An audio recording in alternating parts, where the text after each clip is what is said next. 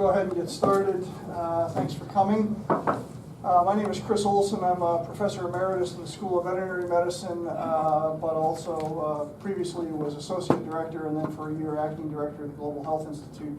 And so it's a pleasure to be standing in for Jonathan Patz, our current director, this afternoon to welcome all of you and to introduce our two speakers. Our first speaker is Jason Vargo. Jason has been at UW now for about 4 years after completing his doctoral studies at the Georgia Institute of Technology in city and regional planning, and also an MPH with an emphasis in environmental health from Emory. Jason is now assistant scientist here in the Global Health Institute, as well as in the Nelson Institute for Environmental Studies. And he manages the UniverCity Alliance project that we're going to hear more about today, a really unique project that matches university talents across multiple disciplines with community needs. And today I think we're going to primarily hear about the relationship with the city of Monona. Jason's work has examined the influences of the built environment on healthy behaviors among residents, both here in the U.S. as well as in Bogota in Colombia. And his research recognizes humans as an urban species and cities as habitats. Somehow makes me feel like I am a creature in a zoo. But for those of you who haven't heard about it or read it, Jason wrote a very interesting article a year and a half ago or so on the sort of, what was your phrase? Metro Sapiens. Metro Sapiens. It's a really interesting read, and Jason can tell you the exact reference, but I encourage you to look at that. So, Jason, welcome. Thanks for being here today. Jason's going to get us started, and then we'll hear from Bob, Mayor Bob, as he introduced himself to me from Monona. So, I'm not mayor of anything, just Jason. Yeah. Yeah. I'm working on getting a title in front of Jason. careful what you wish for. Just regular old Jason. So let me see if this works. Nope. Or I broke it. So yeah, the title of the talk or the presentation today is the UniverCity of Monona, and it's all part of something that's called the UniverCity Alliance, and that's something that Chris mentioned. And I wanted to, before I talk more about Monona, I do want to talk a little bit about the UniverCity Alliance and where it came from and what's going on with it, what it's become. You can see here sort of how to get a hold of us if you need to and how to find out more about us. But let me tell you a little bit about the history that's led to this point, I guess. When I first got here in 2012, obviously I had a background in cities and planning, and there was some interest on campus to use cities to try and organize different departments and collaboration to form sort of a new, maybe cross-campus campaign. So these were very high-level discussions that were happening, and they were primarily led by these 4 centers: the Global Health Institute, Office of Sustainability, the Wisconsin Energy Institute, and the Nelson Institute for Environmental Studies. Those were happening in loose ways for quite a while. Obviously, as you can imagine, with all of the things that go on here at UW, there's a lot of research that's already going on around cities. So does it just need to be organized, or why should UW get in the game? Obviously, this is a hot time for cities in general, among just people around the world, like my title of my article would suggest.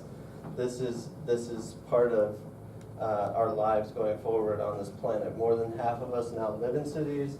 That's supposed to be over 70% by the end of the decade. This is really the urban century. And there's never been a more emphasis on sort of building good places for people. We've been building places and finding out how they're contributing to ill health effects for a long time. And then in doing that, we're now realizing sort of how we make better decisions about the places we live and building them, and sort of organizing them around social interaction and things like that, and how that would contribute to quality of life and actual physical and mental health outcomes. The problem is that those places are in short supply. They're undersupplied, actually. You can imagine that rents in Madison, a very nice place to live, a desirable place to live, will continue to go up. And that's because more and more people are realizing the benefits of living in nice urban environments and seeking them out. But there are not really that many great places that we've built in the last 50 years. And so how do we take the places that we live, and make them better? That's really the motivation for my work, is sort of, now that we know the information about what makes a place healthy or what doesn't make a place healthy, and we're making decisions about the built environment all the time, how are we making the right decisions and making the places that we live better? And around the same time that these high-level discussions were coming out, we prepared some materials. This was one way we tried to think about it, and this was just hypothetical. We were like, what would happen if we were successful? What would we want to be able to show people in a few years if we're doing a good job? We thought, well, maybe it would be in the headlines, you know, that this city is doing really well. It's getting a lot of credit for its sustainability or being green or healthy or whatever, and we would be involved with that. We would be part of that. This first of its kind urban research partnership would be credited. Maybe even Rahm Emanuel could be quoted something like this: this partnership will continue to produce innovations that make Chicago a leader among global cities. Okay, so we were shooting a little big. We thought we were going to change Chicago. Chicago's doing a great job anyway. But that was the type of goal that I think a lot of people were thinking of. That might be one way to sort of say, oh, okay, that's the impact we want to have. We want to help cities do noticeably better. Those discussions happened for a few years. In 2014, the Nelson Institute actually came out with a whole issue of its In Common magazine focused around what was then being called livable cities. This is the summer issue from 2014, Creating More Livable Cities. In 2015, we did a lot. We changed a couple things. You know, this original core group of 4 changed. We brought in some new players. I also was sent by this group to attend a conference, which was very important in sort of this partnership with Monona. So the first thing that happened was I went to the Sustainable City Year conference in Minneapolis in April. At the same time, we were planning a symposium on campus that was organized by the Global Health Institute, the Nelson Institute, 2 of the original 4, and then COWS on campus, which it claims to be a think and do tank. That's how they paint themselves. They are sort of an urban a center for urban policy and high road thinking for urban areas on campus.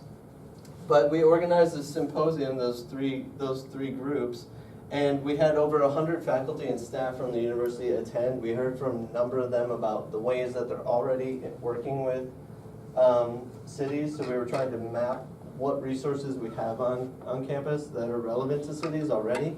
And then we were also inviting in experts like Portland State University president, the mayor of Madison, scholars from City University in New York and different centers that have programs like this, and the director of Minnesota's program that I learned about at this conference here. We were trying to figure out, now that if we map the resources we have on campus, where do we want to go with those resources? What direction do we want to go? After that, the UniverCity Alliance was formed, so Livable Cities was dropped, but we also added a number of new partners. And those included things like the Mortgage Center, the Institute for Research on Poverty. After the symposium, a lot more people said, this should be a big priority. We want to be involved in a real way. There was also a White House event and the formation of something called Metro Labs. The UW-Madison and Madison are a founding member of that network, which is a group of city and university partnerships that have signed memorandums of agreement to pursue research. And then we were working closely with Monona as well. Somewhere around this event, I met Bob Miller. And look how much got done after that. I ran into Mayor Bob at a Rotary event where we were talking about the Livable Cities initiative on campus. He said, I want you to take the city. I want the university to take the city. I want good ideas. I want smart people. I want to make this place, the best city for the people that live there. So when I got back from this conference, I had an idea about what direction we might go. What might be one way to sort of really mobilize or implement this idea about using cities to bring together a lot of people on campus. And Monona was the first place I went. So I'll tell you more about how the project works. But in October, I believe, a major step in the process occurred where we formalized projects that we were going to help the city think about and work on over the course of a year with existing courses and students from the UW-Madison. And the city council approved budgets for each of those projects totaling $50,000. Now, to tell you a little bit more about the partnership and like the way that the project that we're pursuing with Monona is structured, you have to know that a lot of what we're doing is already happening on campus. We had this symposium, we had tons of faculty and staff come in here and talk about the way that cities are working with universities. The unfortunate thing is that it's not well organized. This is the way the traditional partnership works. We have a number of capstone courses which are devoted to community partners or nonprofits and their needs. It's often an agreement between a city staff member and one faculty, or maybe even two students or one student or a team of students. It's a handshake. It's often, there is a scope of work around the project, but it's not a contract really. And of course, as you can imagine, with the university this big, with so many students, classes, and faculty, this is happening all over. The problem is that even though we're all from the same university, we're from different departments, the way that we're structured, there's not a lot of coordination in terms of making that scaled for the greatest impact. And so that's what we're trying to do with the UniverCity Year program, is really put some coordination infrastructure in place on campus and direct all those activities to one place. You can imagine that the capstone project that a city has been working with does produce some good work. The civil engineering capstone has a mandatory undergraduate capstone. They receive rave reviews all the time. But of course it's one project. So we try to scale it for impact and direct a number of different classes and activities and energy from students to one city over the course of a year. And that's the difference between what's already happening at universities and colleges across the country and what we're trying to do. So in 2016, we've begun this UniverCity Year. Really, it's kicking off this summer and will include a lot of classes in the fall, the academic year for fall 16, spring 17. But we did have one class that started already. Mayor Dave Chislevich teaches a class in urban regional planning on bike and pedestrian planning. It's only offered every other year. We had to move quickly, so we figured let's direct that class to Monona. Another thing that happened was that the national conference that's held, the one that I originally went to a year ago, a UW representative was elected the first chair of a network which now exists of schools from across the country that have programs like this. And those programs have started out of that national conference a lot of times. What we're doing at the end of May is actually we're holding a regional conference with our colleagues from Minnesota and the University of St. Thomas, not in the Bahamas, or not in the Caribbean, in Minnesota.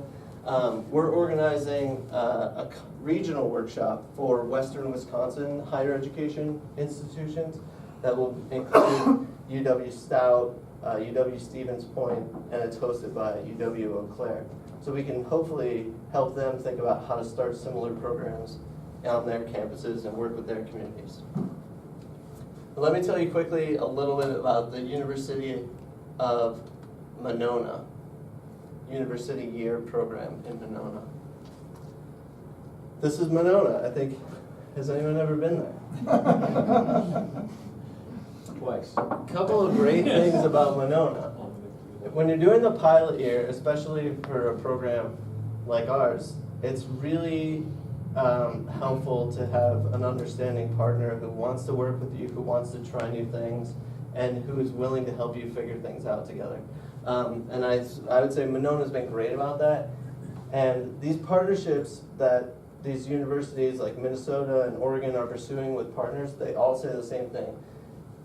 The best partnerships are the ones that people are working on together. If it's a one-way partnership, it's never going to work. And so with Monona being so close, that it's been really strong for us to get over there, for them to come over here, for us to host them for speaking events, or we even had someone help out with and lead a 5-week course that will be working on projects in the fall for urban and regional planning. And so that's been really great. And that's one reason that we really focus on community partners that are in close proximity to the university, because we want to be in close contact. We want to be face-to-face. We want students to get over there. We want to meet the people who live there. We want to see the people who are working with us. When we asked Monona to come up with a couple of different areas for projects, they came up with 4. The mayor said, basically, I don't want any of my staff working on more than one of these projects. So they do follow some of the administrative structure of the city. There's a parks staff leader, but the parks project is generally around this idea that they want details of master plans around the Husko and Winnequa parks for future improvement. Those include sort of resurfacing or expanding parking lots, redoing structures that are now for events, and like a farmer's market that's held there weekly in Huska. Winnequa Park, looking at the history of the parks, not only the environmental history, you know, Mayor Bob can tell you more about what these parks are built on top of. So there's civil and environmental capstones that are working with them, landscape architecture, but also thinking about the cultural history of public lands in Monona. We're interested in looking at that, and geography might be helping us out with that. I'll talk more about that in a minute. Housing was the second area, so we want to inform housing and redevelopment goals of the city by providing analysis of different types of housing occupancy characteristics. This is something that we've gone to Plan Commission meetings on, we've gone to meetings with the Regional Development, Community Development Authority, and we've heard the concerns that they're bringing up, and the staff person is well aware and very fluent in sort of communicating the needs of these different committees that the city is reporting to the city. The same thing, oh, I skipped it, it's last. There's another, this is probably the most interesting project that I think Monona brought to us. It's not a typical project, but they have a community media division. Mayor Bob will tell you all about the new radio station, which is 98.7 WBMO, the voice of Monona. I listen to it in my house on the east side. If you get out to Hilldale, you might not be able to hear it, but it's well worth checking out. But they really want to think about new media, new technology, and how that fits into economic development, quality of life, public service. And so we're connecting them with classes that will help them do that. And then the last one was brought to our attention or emerged out of conversations with the Madison Sustainability Committee, and it's focused around sustainable transportation. So they really want to understand walking, biking, and transit in their community, and we can help them do that. So with those 4 projects, sort of what do we have on tap for them going forward? Well, these are the classes that we plan to match up with these different projects and sort of how they get arranged. So there, you can see that there are a number of different courses that occur in the spring, in the fall, some in the summer, some have already happened, like I mentioned, this Mayor Dave class and this 5-week class. But we just had noticed that a student we were working with in the Sustainable Transportation Project was awarded something called the WOSEF, the Wisconsin Open Education Community Fund Award, and she'll be doing stakeholder engagement around the sustainable transportation projects over the summer. You know, what's exciting for us on the university side is you can look at this project list and see the different departments represented. So while these different departments, like I said, they might be doing this type of work with communities all the time, now they're all doing work with the same communities. And now we're able to bring them together, these faculty, and have them talk to one another about what they're doing in their class and how what goes on in one class feeds into another. So this is great for us as a university to think about collaboration, to think about new teams as we go after big grants. And that's crucial because cities require that. You can't go into a city and not be thinking about the social implications of the problem, or the physical implications of the problem, or the environmental implications of the problem. You have to be thinking about these things all together. And our grant applications as a university are only going to be competitive when we can bring together those teams in an efficient and real way. And focusing on a certain place, I would say, has been very useful for helping us do that. And like I said, it helps us begin to talk about how these connections, what connections exist. So as we begin to talk about the urban and regional planning class that Mayor Dave is working with, his students went out and did over 30 audits of intersections and segments for bicycle and pedestrian safety in the city of Monona. They'll be informing largely the engineering chapter of a bike ped plan for the city.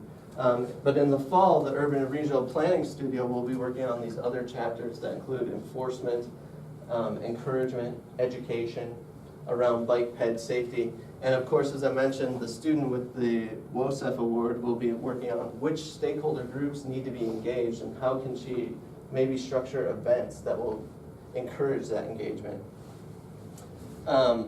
In the spring, there's life science communications course working on social marketing, interested in bike ped for schools. So safe routes to school. How do they encourage children to walk and bike to schools? How do you create a campaign around that?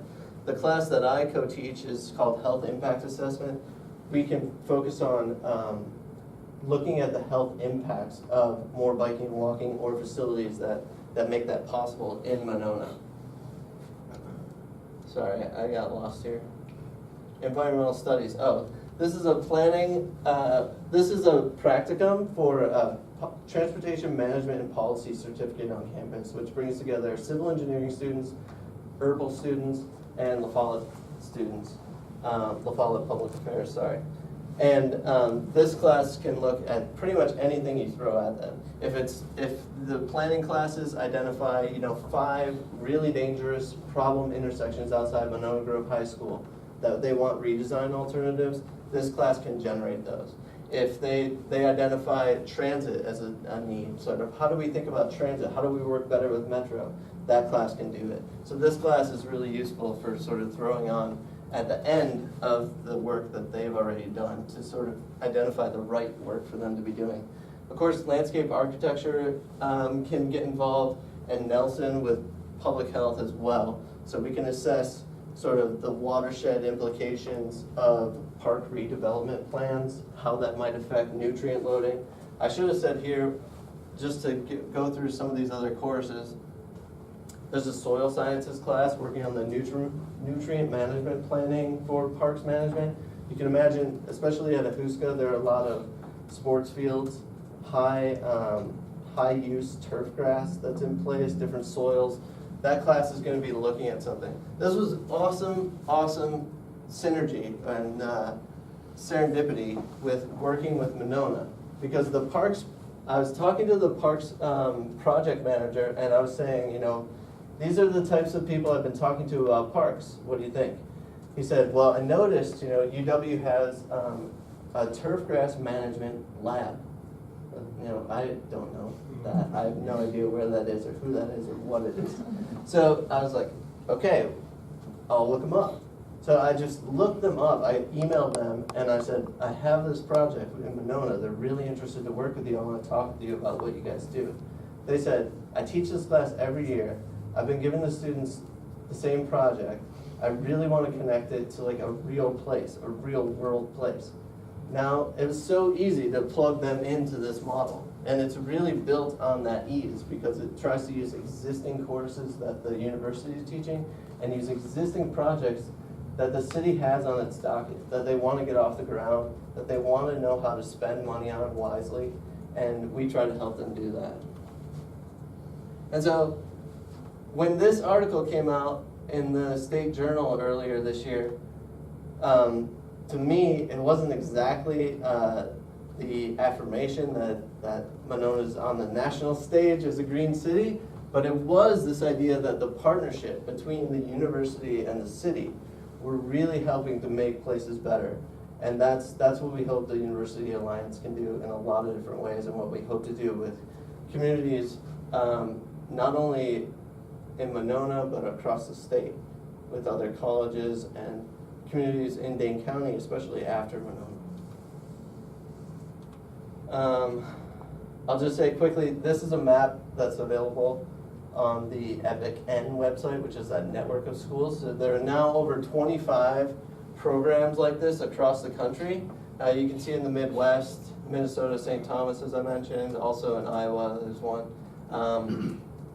One in the Quad Cities area, and us. But the green is the communities that these programs have worked with over the years. You can see some of the longer standing programs like in Iowa, Minnesota, and Oregon. They have tremendous impact in terms of how they're touching places. So with that, I just want to, I'll sit down and let Mayor Bob take over. Great. Do you can probably take a couple of questions for Jason if you want, or we can just take questions all at the end. So does anybody have any burning questions for Jason before I introduce Mayor Bob? Nothing burning. Good. Right. We don't need the fire department. Okay, our next speaker, it's easy for me to say. Our next speaker is Bob Miller, Mayor of Monona. Bob was elected mayor in 2011. He previously served as president and CEO of the Aldo Leopold Nature Center. He was also vice president and general manager of WKOW. We're dancing up here.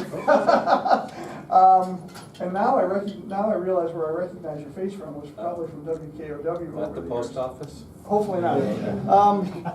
Bob has also been a member of many nonprofit boards in Madison. Busy people are always busy, and those include the Urban League of Greater Madison, the Yahara Lakes Association, and the CTM Family Theater Company. And among his many honors, he was awarded the UW-Madison School of Journalism Distinguished Service Award in 2007 and the Monona Mayoral Award in 2010, the year before he was elected mayor. So welcome, thanks for being here, thanks for all your support of this project, and we look forward to hearing from you. This is exciting. Nothing to say, Jason explained it all. So, thank you, thank you. A bit of a step backwards, the history of Monona. Monona was the fastest growing community on a percentage basis in the state of Wisconsin throughout the 60s. It literally went linear because it was out in the burbs. It was way, way away from the urban centers of Madison. And it grew exponentially, except on one side,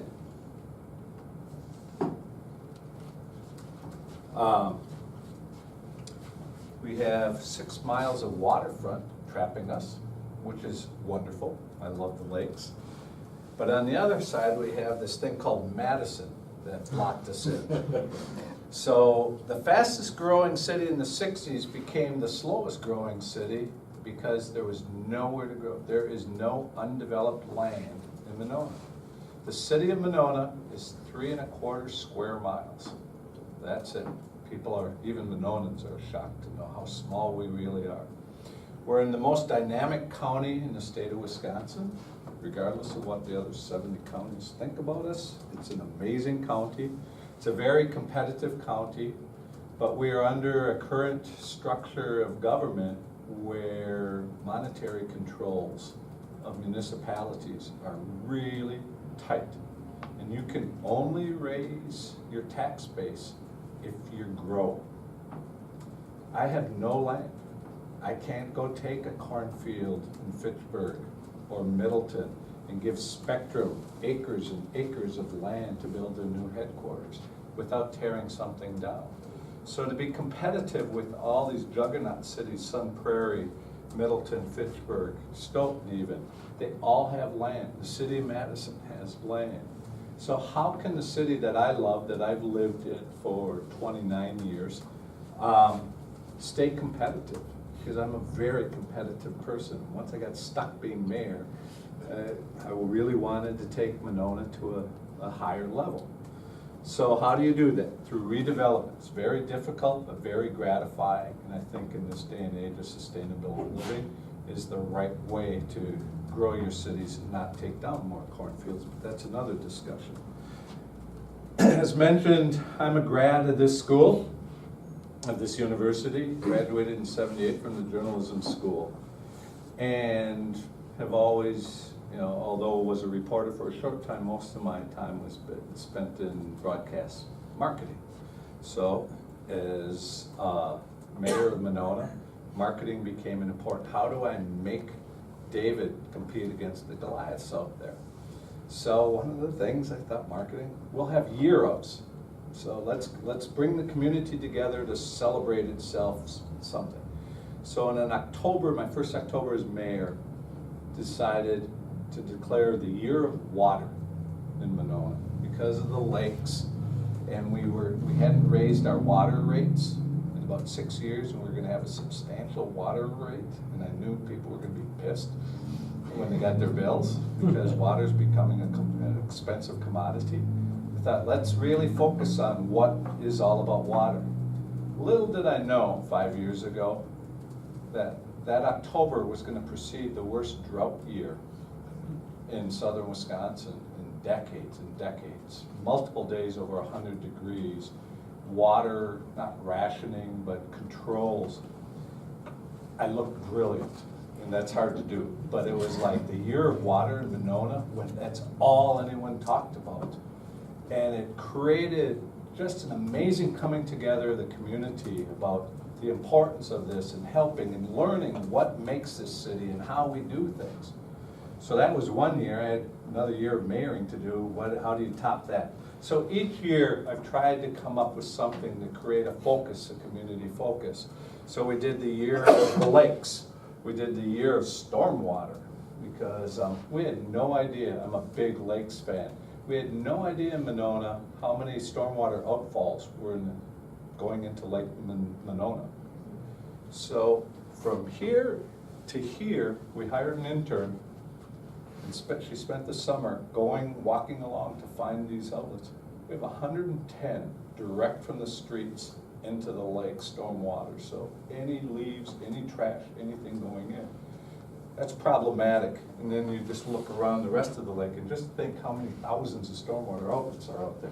So we really focused on and have had great partnership with the county and the state with grants.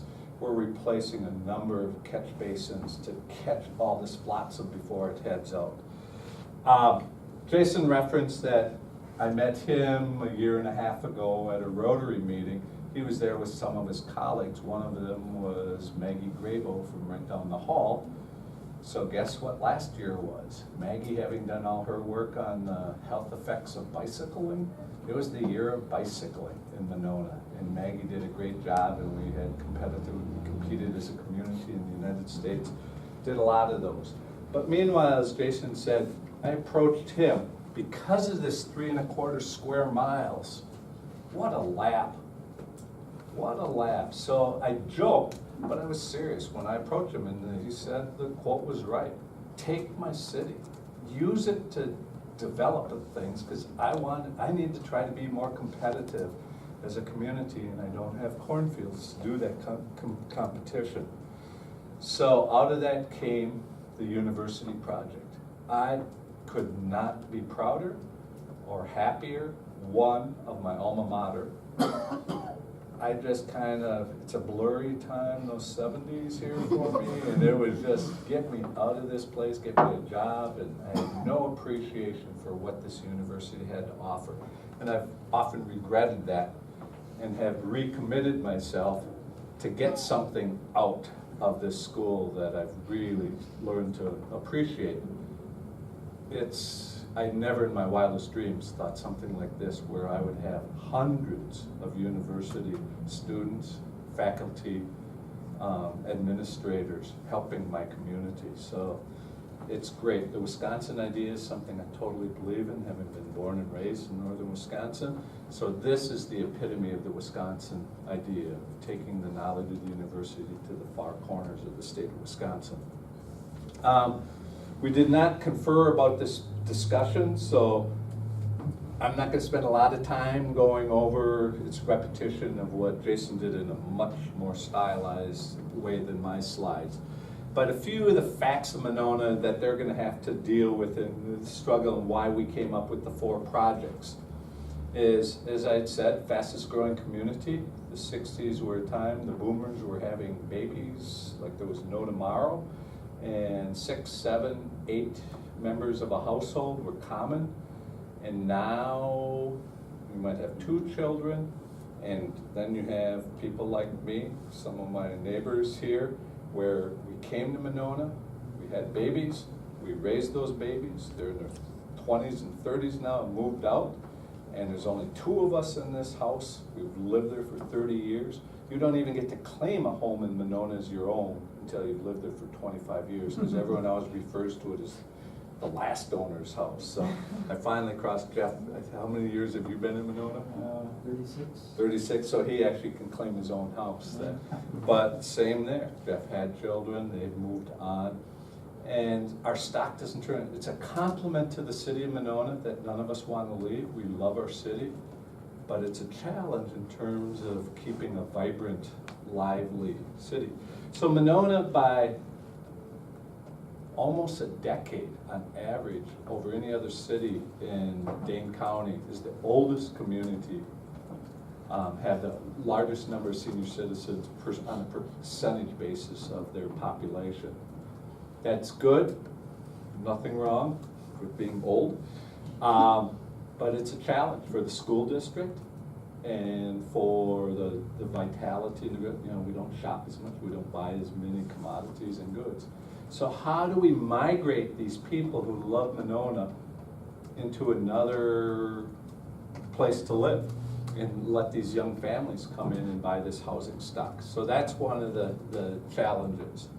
And there's a concern, I don't have it, but a number of people think a lot of people are just renting their houses in Monona, and that's not what a lot of people want. They want owner-occupied housing. So that's another one of the challenges that we hope to see. So here's some of the data points in terms of the age distribution where you see Monona versus Dane County in terms of 20% to 10% of our residents are over 65. And even one step more, there's a lot of single dwellers where one of the spouses have passed away. And yes, 590 individuals out of a population of 7,500, 3,200 households are living by themselves. So why did we do it? We're not doing it just because I like the university and Jason did a great sales job. No. Why are we doing it? A lot of it is the financial pressures of lack of funding and revenue caps from the state imposed upon. So we have to be so efficient on our utilization of our resources. They truly are precious. And you always hear politicians and university administrators, this is a tough year. We really got to tighten the belt. We got to buckle down and everything. It's really true on the municipal and for schools that the revenue caps have really stifled. So if we're going to do something, we better have metrics and justify that expense to the taxpayers. So one of the benefits of this is what I call dimes on the dollar usually versus cents on the dollar. I have 12 administrators and city staff. And underneath those administrators, most of them have 0 staff below them. So you may be the director of planning, there's no assistant director, there are no planners, you are it, she is it. And the workload's great. And so how, and yet we dream of doing projects, we dream of making Monona better. How do we do that? So we have used consultants in large part. We hire consulting engineering firms, we hire consulting construction firms, we bring in outside parties to help within the parks. Well, those do not come cheap. So when Jason and I sat down and worked on the economics of this, to be able to have this herd of thousands for the economics, that was for $10,000 a project and $20,000 on the parks, so a total of $50,000 of taxpayer. I'm spending more than $500,000 on consultants annually. So this was very appealing. It's not to replace those consultants, because out of this project will probably come a number of projects that bring to fruition. If we find that there will be long-term benefits, we'll need to still retain those services, and the students will have graduated and moved on. So the economics were very exciting to me. Just our capacity, again, from 12 people running the city, now we're gonna have 1,000 people working on the city. New ideas. I've had a lot of feedback and a little bit of publicity that's come out of this from other mayors, other Dane County cities and villages are all over watching. I'm getting calls about how do you do this, what is going on. So it creates that awareness of Monona. Again, David wants to play in the big pool with Goliaths, and this helps us, the credibility we're getting out of this. And then just access to a knowledge base and a resource base that we could never afford. And we're part of this incredible university system with really bright people and bright students. So good things should happen. Again, just to review again the 4 areas that we targeted. So under housing, this is what we as a city were looking to get out, some of the bullet point ideas that we're hoping to review is more owner occupancy if there is this concern about rental properties. How do we do multifamily rehabilitation financing? We've created some programs where when we close a TIF district, the tax incremental finance district, that the proceeds from that, we have been doing a 0% home loan to a certain income level if they invest in their property to make the property more valuable. We never have enough money in that. It's hugely successful. 0%, they have 10 years to pay it back unless they sell the home. And generally we're getting paid back like in 2 years because people were so grateful that it got them the furnace, it got them new windows, it got them the porch addition that they couldn't quite pull off, that once, as their careers move on, they're so grateful to pay it back so that we can pay it forward.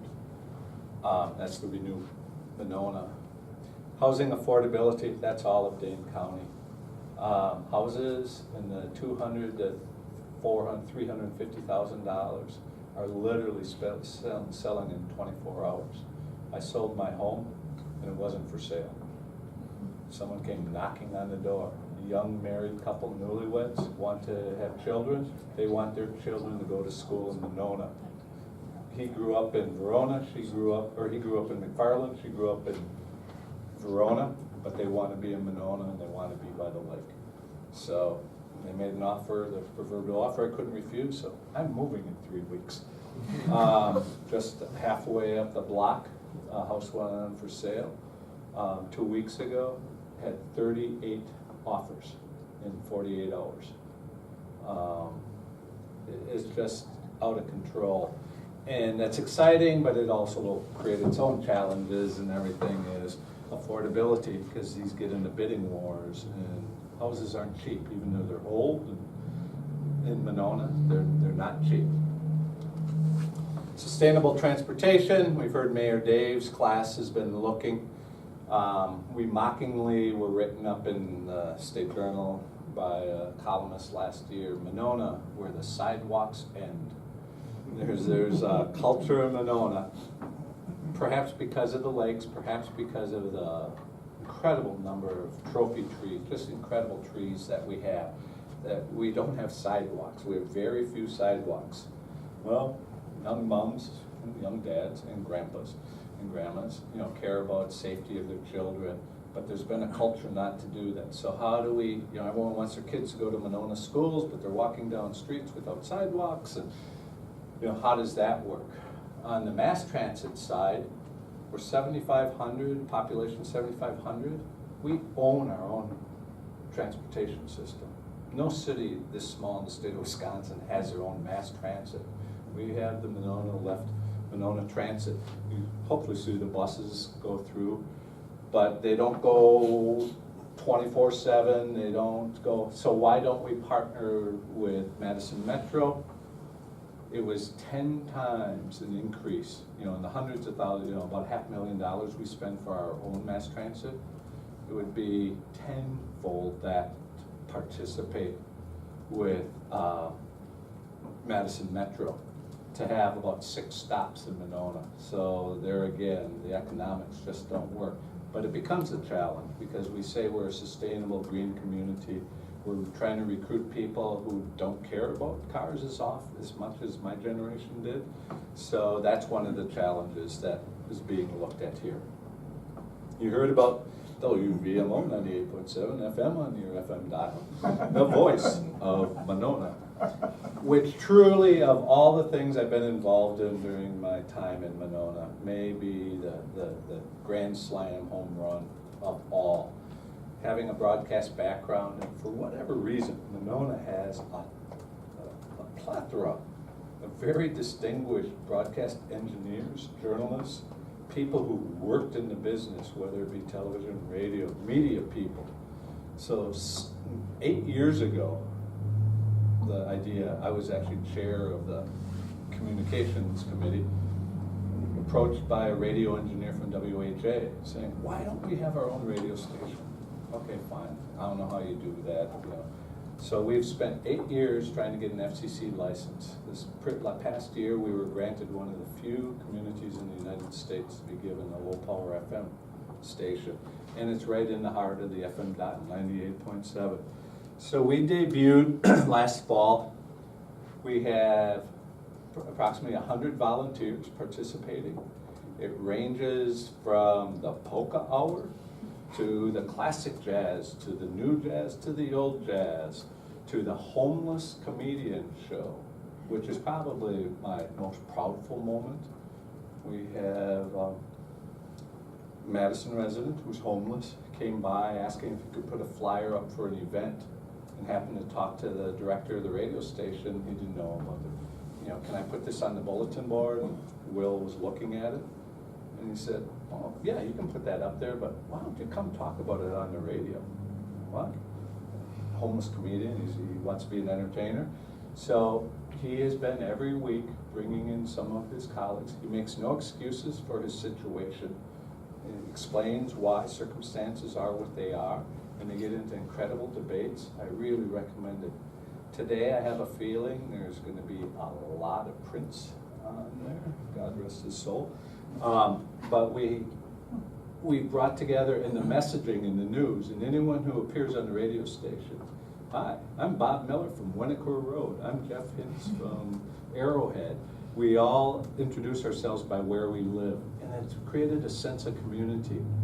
Well, with UniverCity Year, we want to take that to the next level. Perhaps we might do a citywide Wi-Fi. How can we get that? And again, I'm very much a business person, so I should really say that again with the consultants. I'm not trying to push out professionals with students because it's cheaper labor or anything. It's just we can tackle projects we could have never afforded to tackle, and only this price savings, cost savings allows us to take on these dream projects, which we would never pay consultants to do. So we hope to do a lot. This will be an exciting one to see where this comes up. Larry Mealer, I believe, is working with this group, right? There's a radio class on campus. Yeah. So please listen to 90. It's it streams too. So I just got back from Ireland. I listened to VMO the whole time in Ireland. Parks and Rec we've touched on.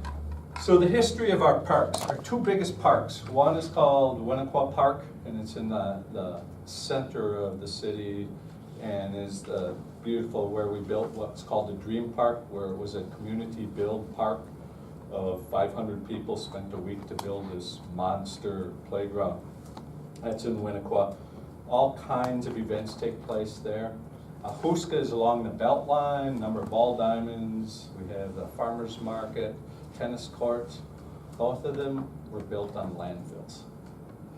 And really, I've talked to older people who remember going down on Friday night with spotlights to see the raccoons and the skunks and all the vermin running through there, and all trying to trap them in refrigerators that were thrown in. I mean, it was truly dumps.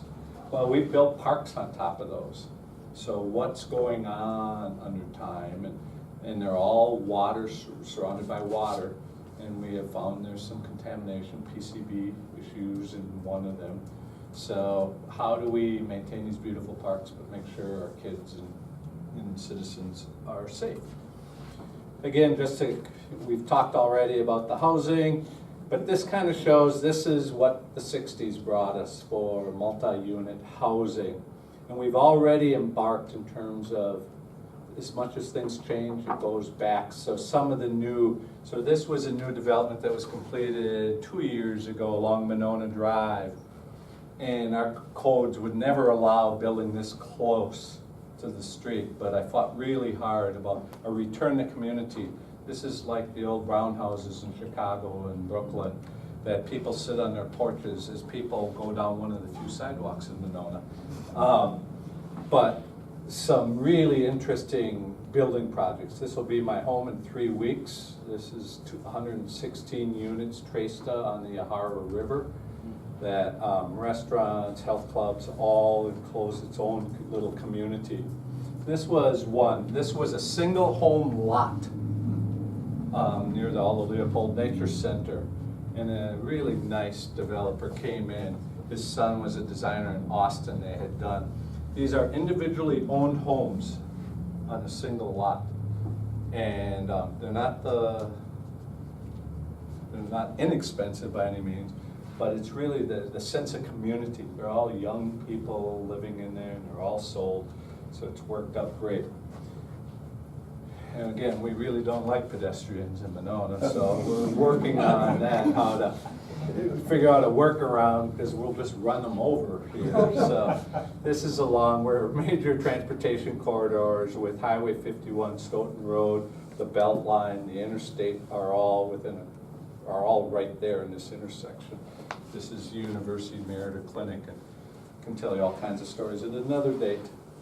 Wonderful WVMO. We took over a little office in City Hall. When you walk in, we blew a window, and we have the classic on-air light with an old box radio up there so you can observe and listen, and we're putting in neon and all kinds of fun things.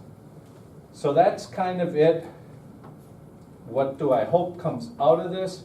I hope amazing things that long after I'm gone, and my grandchildren, great-grandchildren, there will be things that UniverCity Year 2016-17 help to make Monona better in some way that will be sustainable and will live on for years to come. And again, I don't get mad, I get even with this university. I didn't take advantage of my tuition dollars, now I'm getting it all back into my city. So thank you very much.